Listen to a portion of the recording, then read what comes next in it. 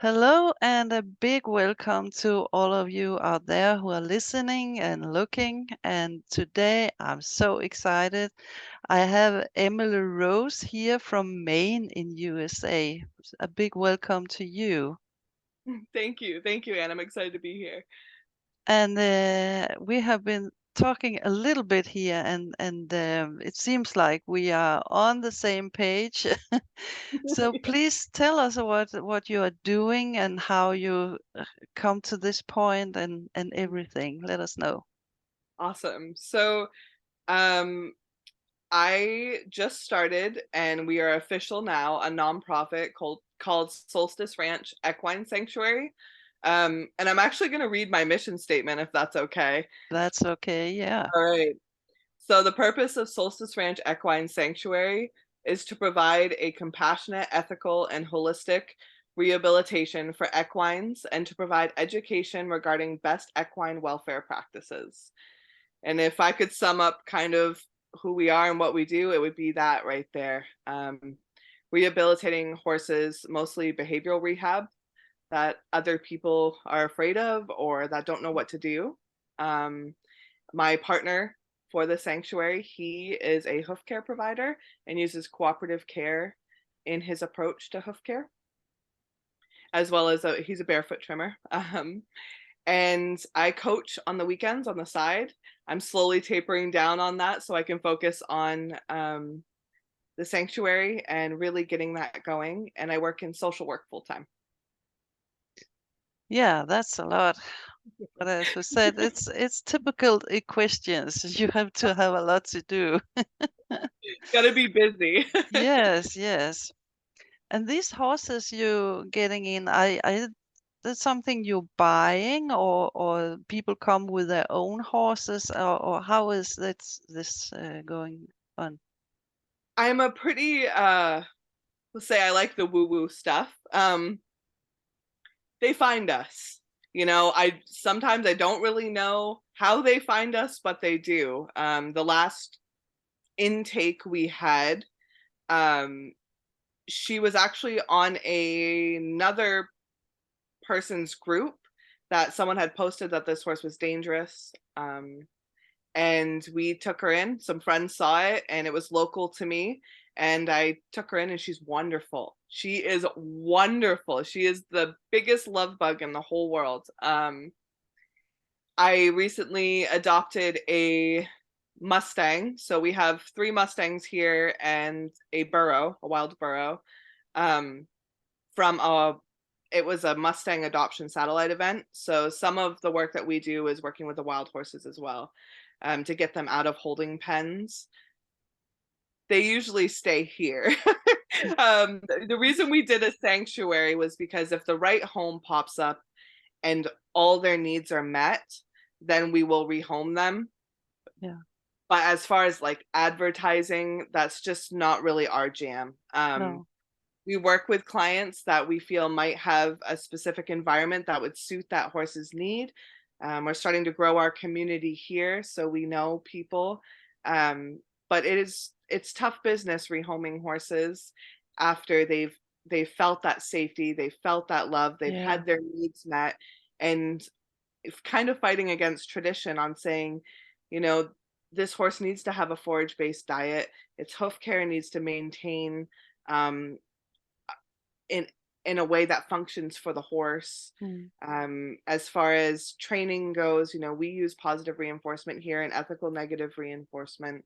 Um, and we just want to do the best by the horses that come into our care.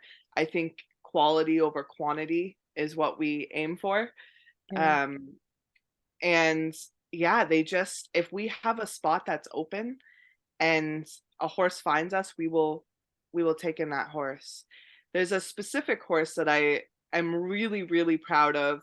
We took in as a behavioral rehab. His name is Rowan, and he's said to be a Gypsy Vanner Clydesdale cross or Hmm. cob. Yeah. The A big Us one. Americans, yeah, us Yeah. Americans say different things. Yeah. And he is about 17 hands, I'd say 16.3, 17 hands, and he was very aggressive. The lady who purchased him from Canada, I believe he came from. He shipped there, came off the trailer, and had the haulers had 2 chains over his nose with a person on each side, Pooh. and they reiterated he was in fact a good horse. However, he got on the trailer and then she said, "I don't know what to do." They couldn't get vet care, they couldn't get hoof care. She tried her best to work with him, but she didn't know what to do. No. And we ended up taking him, and I actually rode him for the first time like 2 weeks ago before it started raining, and he's incredible now. He does his hoof care, no problem. He has a herd to hang out with. He loves his friends, and he is the first one to greet me out there at the gate. He's always investigating, and how we got there wasn't just I don't think I'm a miracle worker or anything like that, but we addressed his nutrition. Number one, he got on a forage-based diet. He had space to move. We treated him for ulcers naturally, and we addressed his hoof care, which we can do on site, which is very, very helpful, especially for draft breeds. A lot of times their feet come in and they're really unbalanced. He Yeah. actually had the front of his hoof was curled underneath.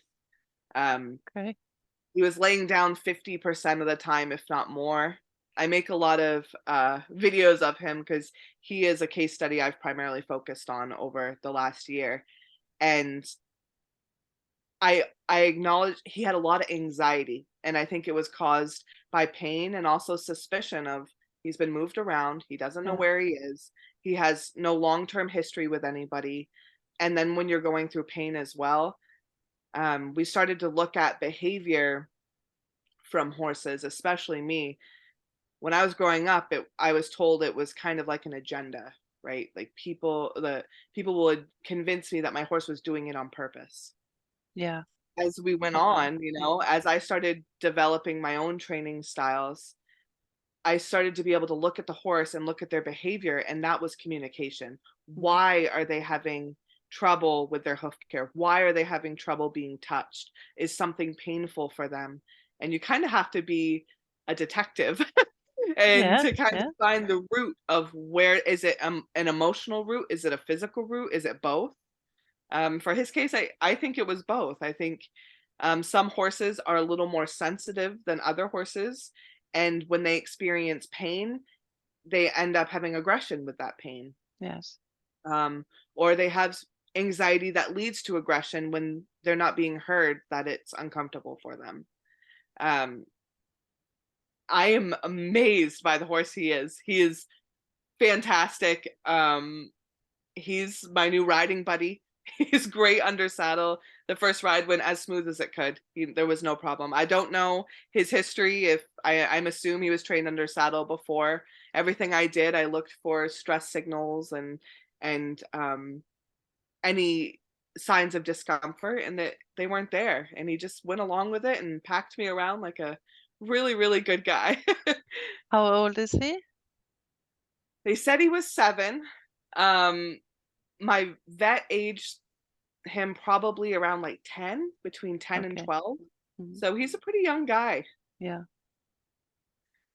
He's How really long he's how cool. long did this take for you to get him where he is now? About a year and a couple months. Mm. So we and I feel really, really strongly that horses need a year of decompression. Yes. When they have been moved around, or if they've experienced something traumatic, or they're Mm. having behaviors that are significant, they need to be out in a herd. They need to be able to get their diet and their hoof care addressed. And that is it for the first year. Even Mm. with our Mustangs that we have, same thing. We get them like, hey, I'm me, you're you. We're going to Yeah. try to get along here and work together. And we have a little bit of a gentling kind of program that we do using positive reinforcement as well. But once they reach the point where they can halter and lead and get the care that they need done, if they need to decompress for a year, 2 years, 3 years, it's okay. There's no pressure. I know Mhm. I needed that.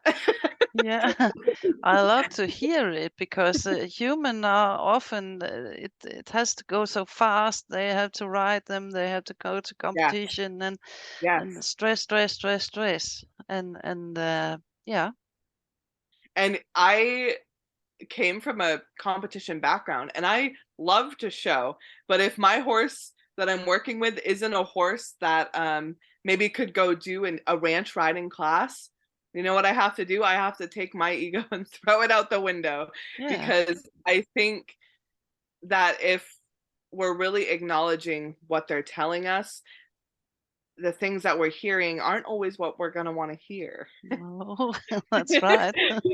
It's that was a hard one for me. I think when you're a kid, you imagine this relationship with your horse Mm, that's like almost like a unicorn. yeah, You imagine them running to you in the field, and you imagine, you connecting on a level that sometimes is hard to connect with other humans. yeah, And even though I loved horses so much before I went on my positive reinforcement journey, I didn't have that relationship with my horses. They didn't run away, but they complied to me putting their halters on. They mm, complied to me putting their saddles on. They weren't interested in what I was doing. They were just doing it because before, if they didn't cooperate, an aversive was added, right? And now when I go out there, they're all lined up. Seriously, every single one of them. They're staring through the fences. They're like, "Hey, pick me. my donkeys are so funny because I have a wild burro that I trained with positive reinforcement, and we did our freestyle at Liberty. And he's so funny. His name is Mr. Bojangles, and he's got 1.5 ears, right? One was like ripped off in the wild. And he stares through the fence just like this, and he's looking at me. And I actually call him the creep, because they're all creeping.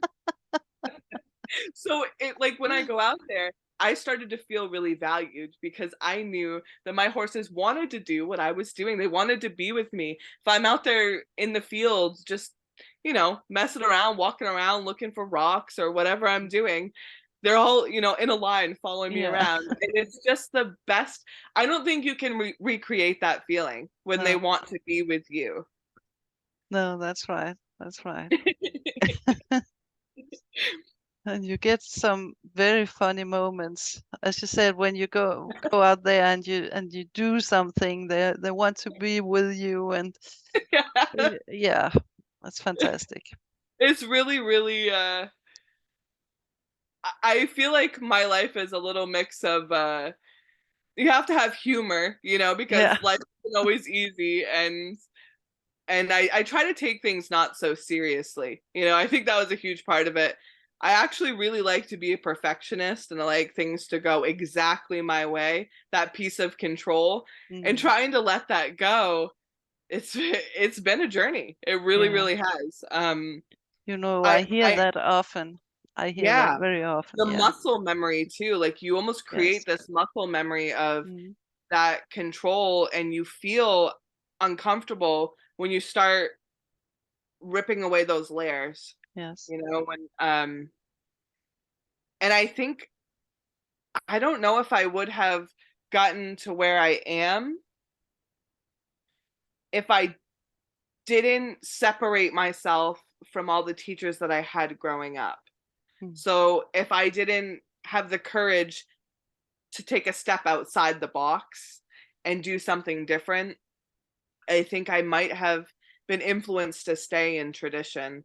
And I don't know if I'd be on a horse journey if I did, because I think it was hard on me. I had a lot of anxiety, a yeah. lot. Yeah.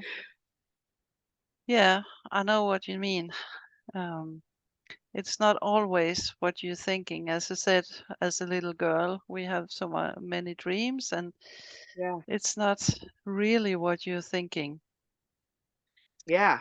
Yeah. I wish I was taught more about what the horse needs Mm, in order to succeed. Like, the welfare piece of our nonprofit is very important to me, because I don't think people really even knew the difference.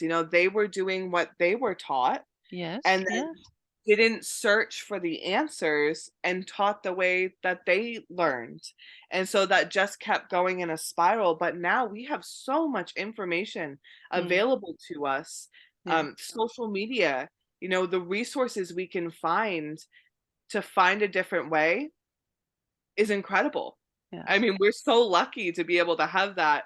Mm. My family's musicians.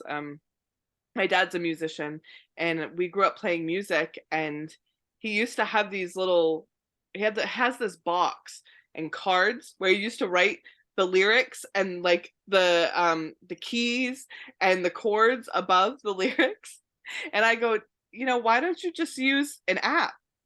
He didn't know he could use an app. And he was like, There's so many songs I could play now." Yeah. It's like, I don't have to sit there for hours writing down the Uh-huh. chords, and I think the same is with horses, if Mm. you're really if you are willing to look for a Yeah. different answer, you will find it, and you Mm. don't always have to look externally. You can look internally and know that if something's not right for you, your gut is telling you that. Mm. That's right. There's so much help and information on the internet. Totally. And Mm. there's so many different teachers that align with different people. Not every student that I get will work with me or want to work with me, and No. not and vice versa. I think it's important to recognize who you feel really aligned with, not just in training, but as a teacher, as Yeah. someone you feel aligns with you teaching. Mm. Because I don't want someone coming to me if they don't feel safe with me, if I don't teach in the way that works for them to be able to learn, and Mm. it's really, really important we take that stuff seriously, because it not only affects us, but it also affects our horses. Yes. Oh, yeah. They can feel it. Too. They're really, really good at telling me when I'm not doing something that aligns with them. I give them a lot of choices to say no, Mm. and I know that sounds kind of controversial from tradition, but when I allowed them to say no, I actually got more yeses. So Yeah. if they have a choice to participate in something, I have a Tennessee Walker I took in, and he came with a bucking issue. They said he bucks under saddle. He's Okay. bucks really bad under saddle. Mhm. And I remember them telling me, you're not going to be able to get on this horse without someone holding him. And I said, if someone has to hold him, I'm not getting on. you No. know, it's just No, like that's right. I'm not. Yeah. I have mobility issues. I'm not. I'm Mm. not going to risk that for myself and to put him in harm's way either. And so as we started to learn each other, he actually had a positive Lyme disease test. So his skin must have been really uncomfortable. And I suspect he had ulcers as well. When he came to the ranch, he had time to just decompress. And now he's the horse I can just get on at Liberty and just walk off. And he's Okay. wonderful. Mm. But he will tell me no. If he's having a day, maybe he's sore, because Lyme doesn't just go away, it stays in the body. And if he doesn't feel good that day, he will just walk off. And I have to be the big person, right? And Yeah. say, that's okay. Yeah. I hope maybe next week we'll give it a try again. And if Mm. you don't want to, you don't want to. And that is a really hard lesson to learn. Now I'm okay with it, and I'm proud of them for doing that, but it wasn't always that way. I felt like I wanted to control situations. Mm. And I had a lot of deep inner work to do on myself, and I still do, and I work at it every day. But these guys have shown me more of what I need to do on the inside than anything ever has in my life. Mm. And it's really, really cool stuff. And it all comes to that the horse is your mirror. Yes. Yeah. Yeah. So. You want to hear a really cool kind of I've had a lot of health issues the past couple years, I actually have a full right side tremor, and Okay. this training, the way that I do it now, is the only reason I can still train. If I Mm. was doing it the way I was, I wouldn't be able to do what I was doing. And I think it was probably a year and a half ago, or maybe 2 years now.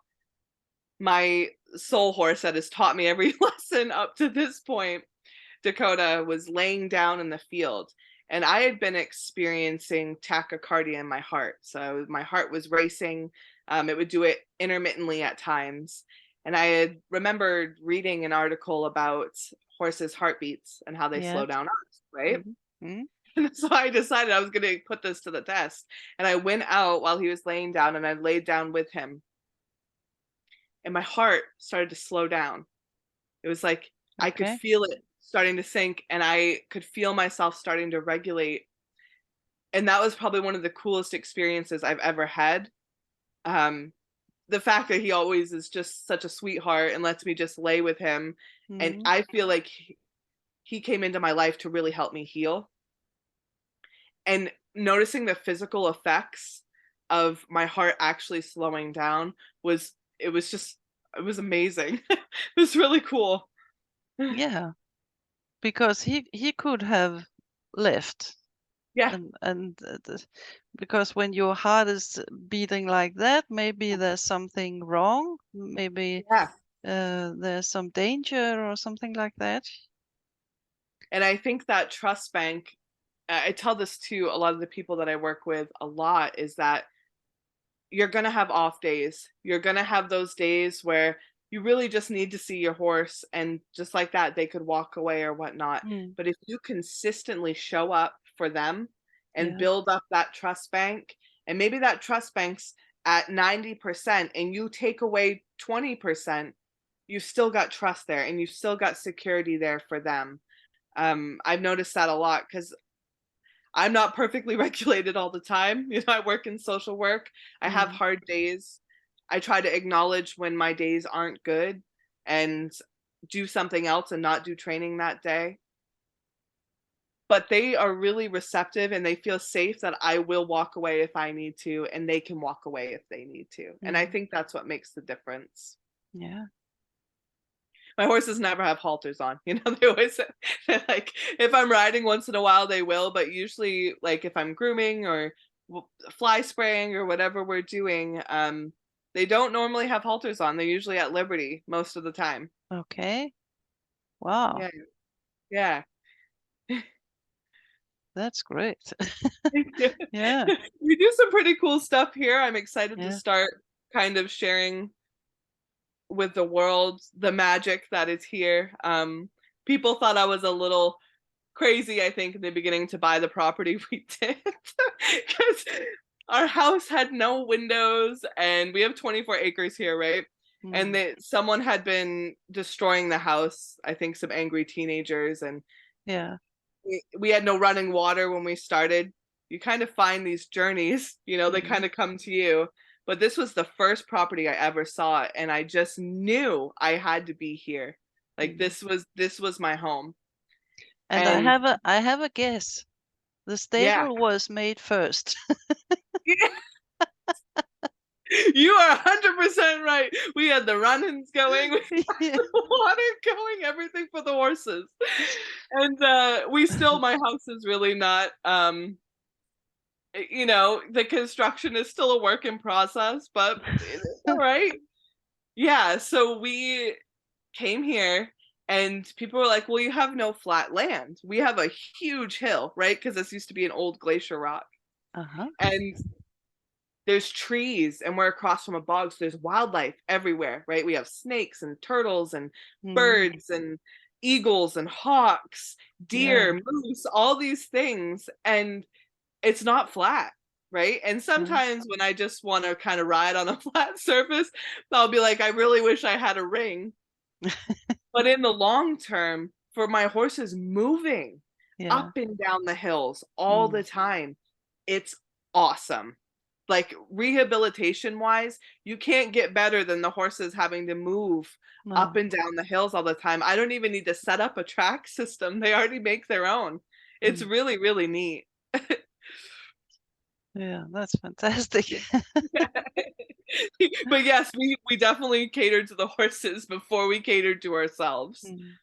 And I have to give a big thank you to my partner, Dan. He does, he travels around doing hoof care, but he does a lot of the management out here at the farm. Um, and luckily he can do it because he's a pretty strong human. He Yeah. lifts around like 500-pound, 600-pound round bales up, that I can't do. Yeah. So uh, I'm very, very grateful for him and his patience. I have a long-standing history with horses, but he has a long-standing history of being extremely patient. Mm. And as far as someone walking into the horse world a couple years ago, well, five years ago or so now, he has just taken off, and the horses are so receptive to him Mm. because he didn't grow up in tradition with horses.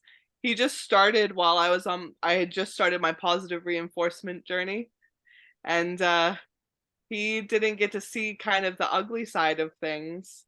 No. And it's been really, really neat. He has a very different perspective on horses and horse training and Mm. how he uses ethical methods with trimming and just getting horses used to him. It's pretty cool. Yeah, that's cool. He doesn't have this background that No, we have. No. he doesn't have to be honest, it was a lot of trauma for me um Yeah. growing up in a competition world that was really unethical. Mm. And it wasn't just the unethical piece for the horses, it was also for us. We were never taught proper body mechanics while riding. No. Um, I was put in a lot of dangerous situations that weren't necessary. I remember specifically one time. I've never really talked about this in public. So Mm. this is a yeah. Yeah. I remember one time I was competing and I had this horse and she was infamously known. This is kind of my history coming out to fruition now why I have a sanctuary for being a little unmanageable. Yeah. And she was cold backed and would bolt when someone got on and you couldn't hold her or she'd flip over backwards, right? And Yeah. it sounds crazy to say this out loud because Mm. you realize the cognitive dissonance you have when you're in those situations, Mm. especially as a kid. You don't know what's going on. You're just expecting the people around you to keep you safe. Mm. And I got on this horse, tried to, and some person, another trainer that was not someone she was familiar with, was holding on to her bridle. In those days, I used a double bridle, right? So you've got two bits, a curb in her mouth, all these things that I will never use again. We'll just Yeah, I put it know. that way. I know. And there's nothing Yeah. against if that's their journey, that's their journey. But for me, that's not my journey anymore. No. She held on to that curb and I kept screaming. I was like 13, let go, let go. And she didn't let go. And she flipped up over backwards on top of me. And I knocked myself out. And when I came to, I'll never forget this. I was like, I couldn't feel my legs. And my horse at the time was trying to bite people. She didn't want to leave my side. And the reason this is so important is that no matter what I put her through, no matter how scared I was, she was still connected to me. Mm. And I owe her everything for that. Everything that I ever went through and she went through, she didn't deserve that. And part of the reason we do this, I think, is for me trying to make up for lost time. Yeah. And I've had to really work on my guilt because Mm. guilt also can lead to anger, right? Yes, yes, I And know. rage. Mm. But I was okay. Somehow I didn't hurt any part of my body except, I do have some long-term back issues, but it wasn't like I had something so significant I would never be able to ride or do anything again. Mm. And I was really angry about that for a long time because the night before, I kept telling all the trainers, "Something's wrong with her. Something's wrong with her. She's not okay. Something's wrong with her." And Mm. nobody listened. No.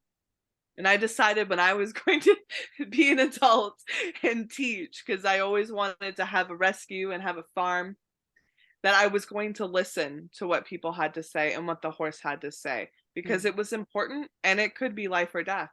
Yes, that's right. Now, this is some heavy stuff. I don't Yeah, know. yeah, it is. And I yeah, I could also talk about this for many, many hours. I have been through it myself. And I'm sorry to So, hear that. I think, I hope, I see the collective changing. Um, but it's hard. I want to come at a place with unconditional positive regard for humans and horses mm, at all times.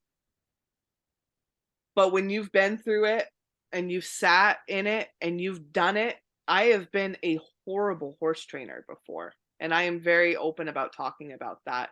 Is that in my younger years when I didn't know a better way, I was a terrible horse trainer. And I say that because I wasn't regulated. I was very unregulated. And my anger came out with the horses, mm, right? Because if they're if they're going to mirror something, they are going to mirror your rage or your anger that you haven't dealt with. And moving through that process has been deconstructing that, letting myself heal from that. Even if I beat myself up for being the trainer that I didn't want to be. I didn't want to be that person, but I didn't know how to regulate myself anymore. I didn't know where advice was. I live in a very small community in Maine. There's not a lot of different horse trainers here. It's very similar. And I had to find my own research. But that led me to a journey where I'm able to do what I can do today because I recognize the stress. I recognize the anxiety in the horses and in the people because I felt it. mm. It's really, So it's loaded. So yes, it's loaded and you enough. have to go through it yourself to know what is happening Yeah. somehow. Yeah. Yeah. I mean, I just think the amount of true cognitive dissonance that I had, um, you hear sayings like, it feels like hitting them with a sock when you take a whip to them. That's not true. That we found through science that horses experience more pain on their skin than we do. Yeah. But they do it for us. Mm, And I think when we reframe it in a way of like, wow, that horse went through a lot but still served us, mm, it's almost really selfish for us to continue those practices. yeah. And I think I'm not perfect. I will continue to make mistakes, but I Mm, really, really try to be thoughtful every time I ask my horse to carry me, yeah. to get in the trailer and go down the road. They have to blindly trust us that we're going to keep Mm, them safe. yeah. That's right. Yeah. Yeah. And you're talking about this is non-profit, but Yeah. how do you do that? Well, I'm lucky to have a very good partner A to rich help. one? Yeah, no.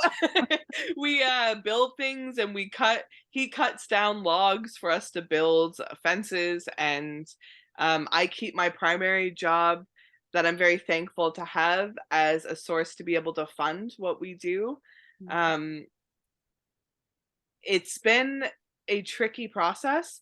I don't have as much time as I'd like with my horses out there, oh, but when I do have time, it's worth it.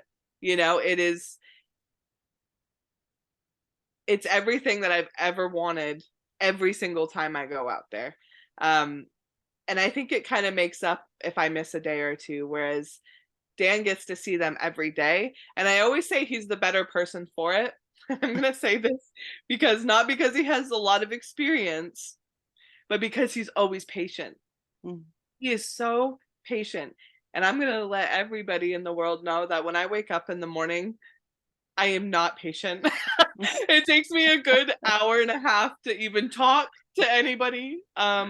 Give me I think coffee. while we're working, I need some sort of caffeine, to get Yeah. going. No, I've tried to cut back on caffeine, but I just don't. I have a very creative and hyperactive brain, and that shows up when I sleep as well. So when I wake up, I'm not really regulated with the world yet. Um, but he's really, really amazing, and I'm very, very thankful that he does what he does, and the horses respond to him, and sometimes he gets through to horses that I feel I can't, and vice versa. I mean, I have a tendency to lift up horses like, "Oh, let's go do all the things," right? Mm. Well, I'll bring up their energy levels a little bit, where he has a good balance of bringing them down. Like, okay, we've got a really anxious horse. He's really soft and quiet and patient, and all those things that I aspire to be more of. Where I'm more enthusiastic and go-getting. And so we work as a team to get this done, and I couldn't do it without him. How many horses do you have? We have we have 2 donkeys. I have to count. I think it's 9. Um, we just laid our first horse that we've had to lay to rest, this spring, which was Dan's first horse. That was originally in I don't even like saying it, but the pens that lead to not so good circumstances. Mm. Um, and he taught us both a lot. And it's really sweet having him here, that he's home and he got to be home for a couple years. So I think it's 9. We have 3, 4, 5, 6, 7, 8, 9. And we actually do have someone, a client of both of ours, that is looking at Lady May that we took in um, this past winter. She was the one on the group that was posted about behavior rehab, and our client was looking for a companion horse because she just lost hers for Mhm. her Mustang, and we think it might be a really good fit. So we're going to try that out. We're not very good at doing the No. rehoming. Um, they're all really, really special to us, but change is important, and I think when there is availability for those homes, that means another one can come in. And it'll find us no matter where it is, or it just seems to happen that way. Yeah. Do you take in students with their horses and help them? No, I No. would like I not on the property. I travel to their farms and work with them there. Okay. I think it adds a whole nother. I don't do that very often. I have about 3 to 4 clients at the moment, where I'm trying to actually shift more into just the nonprofit stuff because of my time and my brain energy. Mm. I have a lot of energy, but I do wear myself out, Yeah. working 6 days a week. And if people were to come here, I feel at this time it might detract from what's so special about here. Mm. And I say that because it's quiet all Yeah. the time. Mm. So for horses that come in, just like my brain, busy, busy, busy, busy, anxious, Mm. anxious, anxious, Yeah. and they get a chance to breathe, and there's not a lot of movement. Their herds stay very similar. It gives them that chance to really decompress. And I think if I was bringing in more horses all the time, um, that would change the environment a little bit. And that might Yeah. happen, and we'll have to kind of play it by ear as we do take in more horses. Um, but yeah, that's kind of the balance we have going on right now, and it seems to be working really well. Mm. I'm also kind of a hermit when I get to be. Have you been thinking of maybe change so you could be at home all the time, or yeah. I hope my boss isn't watching this. No,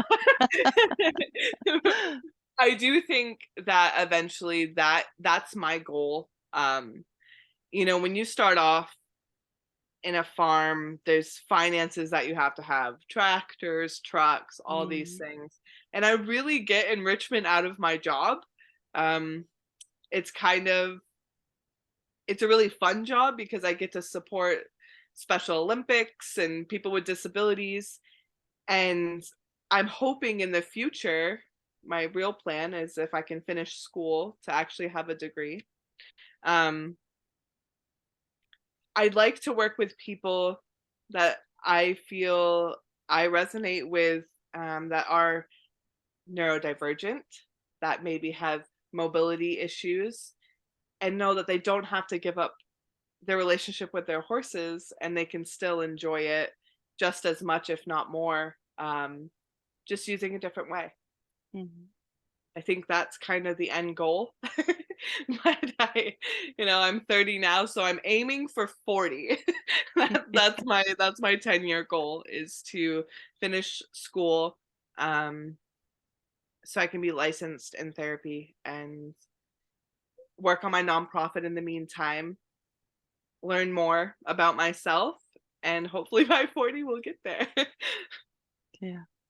And I love music too. I think, um, I get really inspired by a lot of things. Sometimes it's hard for me to focus down on one thing I want to do. Mm, Um, but I think music is really healing, and if you combine music and horses, that's even better. yeah. Um, I've noticed a lot that people that are like me, that are more hyperactive and have a lot of energy, get calmness from movement. Mhm. So, like, meditation is actually really hard for me.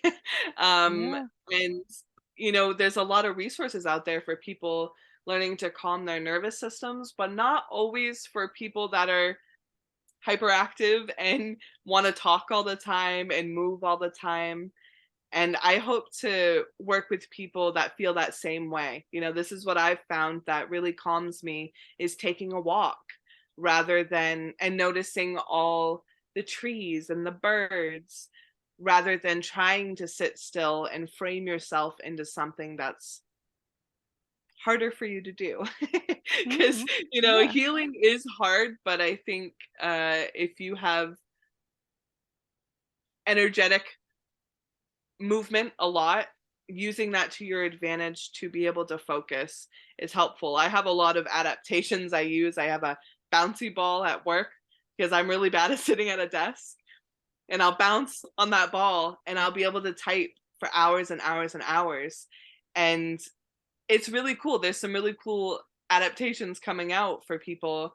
Um, and I've seen more neurodivergent people talking about their experiences with horses too. And it's really awesome that we're starting to build more of a community of setting people up for success in the way that it makes sense for them. Mhm.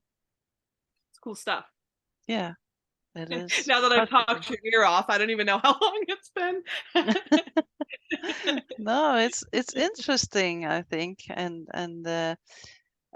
as you also talk about that usually we talk about yoga and all this and sit still and heal in this way, but as you said, there's a lot of people that have this extra energy. So yeah, why not meditate when you're doing something?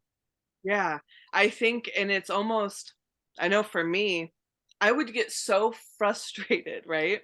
Mm, That I couldn't sit still. Like, it was this, I watched all these people in a group be really peaceful and calm their minds, and here I am wiggling and shaking my leg and you ugh. know, and then I felt, and people were getting like, they were just like, "Hey, can you just calm down?" I said, "Oh, I'm calm. I Yeah, really am calm because I'm moving."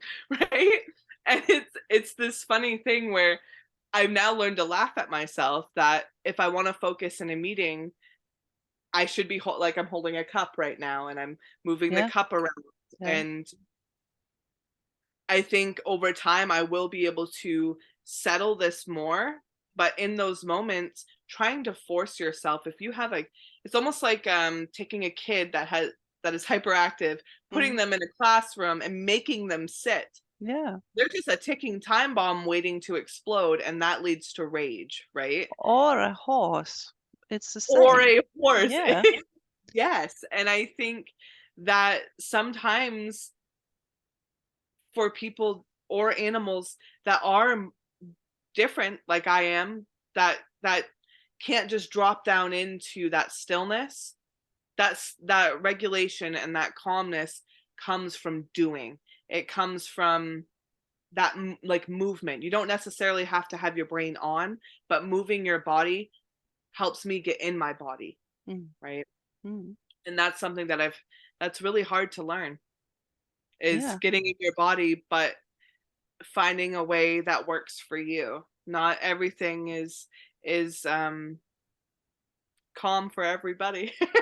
And this is Uh, a learning process, and I'll update when I know more, but I've started to really kind of dig into how everybody's unique, mm. you know? Every horse is unique, Yes.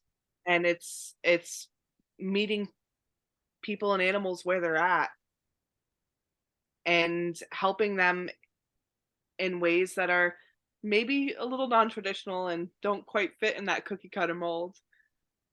And that's always kind of been me. I always been a little off kilter. Yeah. Who wasn't? That's Yeah. true. Especially as horse folks, you know? Yes. Yes. Wow. Yeah, that's a wonderful um, travel, or what you say, that your future thinking and all this. I think it's wonderful, and Thank I'm very you. happy for your horses. They Thank found you. this place because They're amazing. They're all of them. I'm very thankful for them. yeah, there's a lot of horses out there who had needed a place like that Yeah. for Yeah. I sure. think so too. So, if people wanted to get in touch with you, Yeah. how do they do that? So I am on Facebook, um, Solstice Ranch. I'm on Instagram and TikTok. Mhm. So if you type in Solstice Ranch, the only thing added to that is I spell solstice Soul. Being a musician, I had to add a little soul to it. So Yeah. it's Solstice Ranch and Solstice Ranch Equine Sanctuary. We are in the process of trying to get our social media to match, all our nonprofit stuff. So it could be either Solstice Ranch or Solstice Ranch Equine Sanctuary, depending on when you're looking. Mm, exciting, Thank exciting. you. And I'm also Yeah. Emely Rose on Facebook as well. That's my personal account, but I do post quite a few musings and different things on there as well. Wow. Yeah. Thank you very much Thank for you. uh, being here. It's been exciting to hear about, and I also feel this. Uh, yeah, what you call it? Buzzy. Yeah, Buzzy. There's something there.